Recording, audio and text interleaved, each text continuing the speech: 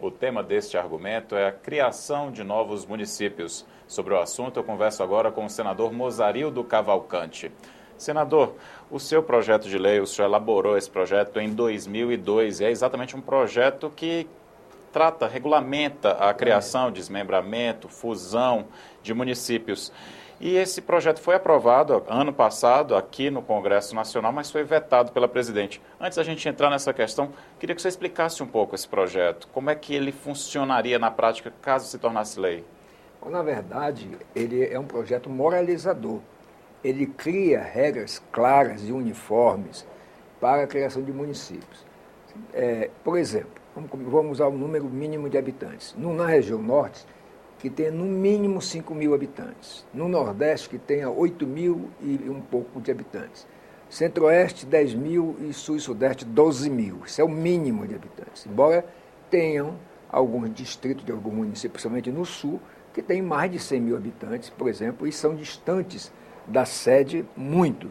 Por exemplo, Altamira, que é o maior município do Brasil, maior do que Portugal, maior do que Espanha, a sede do município tem distritos que ficam a 2.000 quilômetros de distância. Então, a realidade da geografia interna do país é muito distorcida. Isso cria problemas na prática. Na prática. Tanto é que, da época que eu apresentei esse projeto até a aprovação final, porque foi aprovado no Senado, foi para a Câmara, demorou muito na Câmara, voltou e foi aprovado na Câmara por 312 deputados federais e no Senado por 53 senadores. Quer dizer, houve um voto só de abstenção, não houve, portanto, nenhum voto contra. Então, eu não consigo entender que, tanto no nível da Presidência da República, haja uma leitura de que vai haver criação de cargos, quando não é verdade. O que se trata? Você pega um município, no meu estado eu tenho pelo menos 2 municípios que são ingovernáveis, são realmente também maiores do que alguns países do mundo. Então, se você tem uma sede distante dos outros pontos do município, esse prefeito fica praticamente inviabiliza a gestão dele. Mesmo que transfira recursos, seja de emenda, seja transferências voluntárias, mas ele vive praticamente do fundo de participação dos municípios. E o que nesse projeto, por exemplo, não diz que o governo federal tem que aumentar nenhum recurso por causa desse projeto. Pelo contrário, diz claramente que o FPM de um município vai ser dividido depois por 2, o novo que foi criado. Por quê? Porque, evidentemente, o prefeito vai ter um pouco menos de FPM, mas ele vai se livrar também da responsabilidade da administração do novo município. Senador, é uma redivisão, portanto, de recursos internos, tanto dos estados quanto dos municípios. Os críticos ao projeto dizem que poderia surgir uma farra de criação de centenas de municípios no país inteiro. Mas o projeto prevê algum mecanismo, algum estudo para... Sim.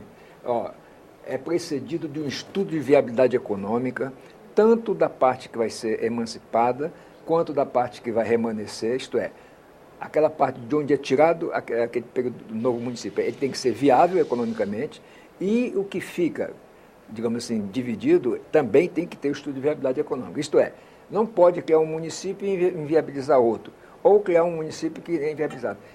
Só para ter uma referência clara, do ano que eu apresentei esse projeto, de 2002 para cá, foram criados mais do que 3.000 municípios com menos de 5 mil habitantes.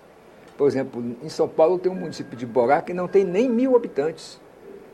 E em Minas é o segundo município menor do Brasil, tem um município que tem pouco mais de 1.000 habitantes. Então, com esse projeto aprovado, primeiro, não vai se criar município com menos de 5 mil. 5 mil será na região norte, onde realmente a redivisão territorial tem que existir, porque tanto os estados são gigantescos, como é o caso do Amazonas e do Pará, quanto os municípios são gigantescos. Então, você vê, por exemplo, nos Estados Unidos, o que eles fizeram?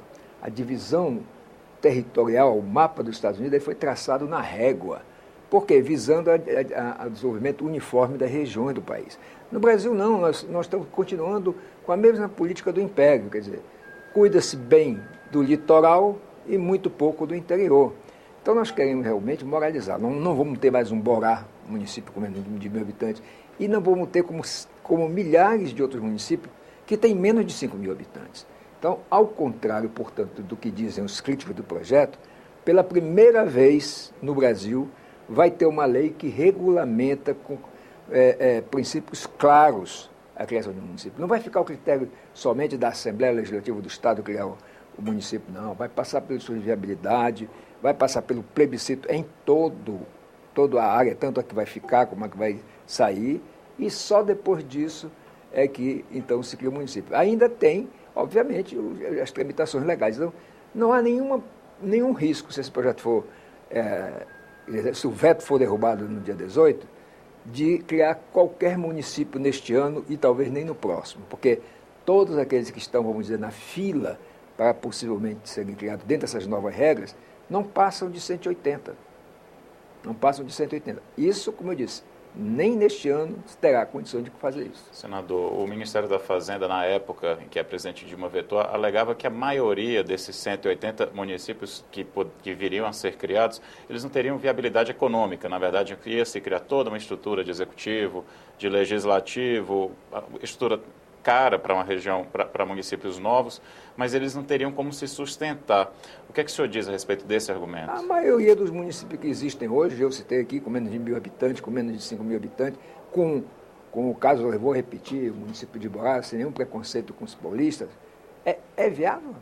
A maioria não é viável. A maioria dos municípios do Brasil, que tem menos de 5.000 habitantes, não são viáveis. Então, é preciso ter uma coisa séria. Ao contrário de ficar sem um marco regulatório, nós vamos ter um marco regulatório. Ora, se criou mais de 2.000 e poucos municípios de 2002 para cá, por que se tem só 180 que podem ser viáveis e que vai melhorar a geografia e a administração interna dos estados? Por que argumentar com um argumento que nunca foi antes observado? O governo também, esse ano, defende a questão de manter a sustentabilidade da economia. Parece que o cenário, segundo os economistas do governo dizem, o cenário não está dos melhores e eles temem que essa criação desses novos municípios possa gerar mais gastos. Mas o senhor mesmo já acredita que isso não vai acontecer, não vai onerar o governo? Não vai acontecer. O que vai acontecer é, digamos assim, a divisão do bolo já existente. Então, um município hoje, vamos dizer, que tenha 3.000 habitantes, ele recebe X de fundo de participação dos municípios. E aí aquela área vai continuar recebendo o mesmo X, vai apenas dividir entre os dois municípios, o que foi criado e o que foi a mãe, vamos dizer assim. Não há, de jeito nenhum, é uma crítica preconceituosa, principalmente da imprensa e dos doutores do Sul, porque enquanto que, por exemplo, Minas, São Paulo, Rio, tem mais de 800 habitantes cada um, você vê estados do tamanho do Amazonas que não chegam a ter 200 municípios. Então, repito, São Paulo, Minas e Rio tem a maioria dos municípios do país. Então, nós precisamos realmente pensar de até atender um preceito constitucional, que é eliminar as desigualdades regionais. E vamos eliminar com essa geografia que existe hoje no país? Não vamos eliminar. Nós temos que fazer a redivisão interna dos estados, como devemos até pensar, quer dizer, fazer a redivisão interna dos municípios e até pensar, como eu defendo, a divisão, subdivisão de alguns estados, como é o caso, repito, Amazonas e Pará juntos são 50% do território nacional. E o estado do Amazonas sozinho é maior do que a área dos 7 estados do Sul e Sudeste juntos. Que geografia injusta é essa? Como eliminar desigualdades regionais assim? Senador, o senhor está confiante que o veto da presidente Dilma ao projeto vai ser derrubado nesta terça-feira? Estamos trabalhando para isso, porque nós sabemos que a presidente exerceu o seu direito constitucional de vetar. Agora, o Congresso é soberano e vamos também ter pela primeira vez, a votação de um veto, um voto aberto. Então, nós sabemos quem foram os 312 deputados que votaram a favor e os 53 senadores que votaram a favor. E aí vamos observar. Quando eles votaram a favor, foi aberto. Se a votação do veto fosse fechada, eu tenho certeza que ia haver alguma saída. Mas com o voto aberto, o munícipe, o estado do deputado e do senador vai saber como é que ele se posicionou numa votação e na outra votação. Eu acho que, assim como a presidente exerceu o direito constitucional de vetar, nós temos que ter a dignidade de ter o direito constitucional de manter a nossa decisão. Muito obrigado pela entrevista, senador Mozarildo Cavalcante. Eu que agradeço. Você pode sugerir temas para o argumento pelo telefone 0800 61 2211 e no site da TV Senado na internet, www.senado.leg.br/TV. Muito obrigado pela sua companhia e até o próximo programa.